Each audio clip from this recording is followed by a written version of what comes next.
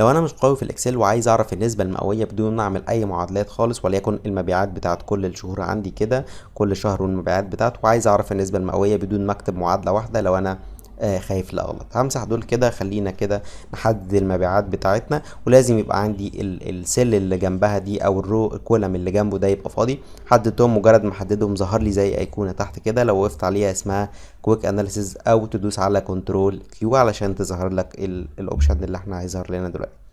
مجرد ما ادوس عليها هيظهر لي اكتر من اختيار، هختار منها توتال، مش هختار برسنتج توتال دي، هاجي هنا كليك يمين واختار برسنتج توتال. مجرد ما اقف عليها هيديني زي بريفيو وراها كده ايه اللي بيحصل او ايه اللي هيحصل. لو دوست عليها اداني، عمل لي المعدات جاهزه، واتقال لي ان شهر يناير 4000 تمثل 10% من المبيعات، وده التوتال بتاعنا.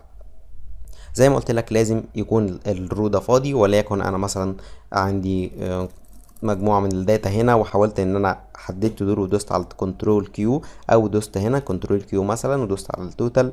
لو انا جيت هنا ووقفت هنا ما عمليش اي بريفيو. لو انا دوست هنا كده هيقول لي زير اوريدي داتا موجوده هنا، هعمل لك ريبليس، هشيلها لك خالص الداتا اللي انت كنت كاتبها. فالحل اللي انا اعمله قبل ما اعمل دي كده، اعمل انسيرت، ولازم يبقى في عندي كولم فاضي. لو انا ما عملتش ده هي ريبليس ده وهشيل لي كل الحاجات دي. بس احددهم تاني وادوس على كنترول كيو، ومن توتال سهم يمين ادوس على توتال، وهيضيف لي المعادلات بالشكل السريع ده بدون ما انا اكون كتبتها.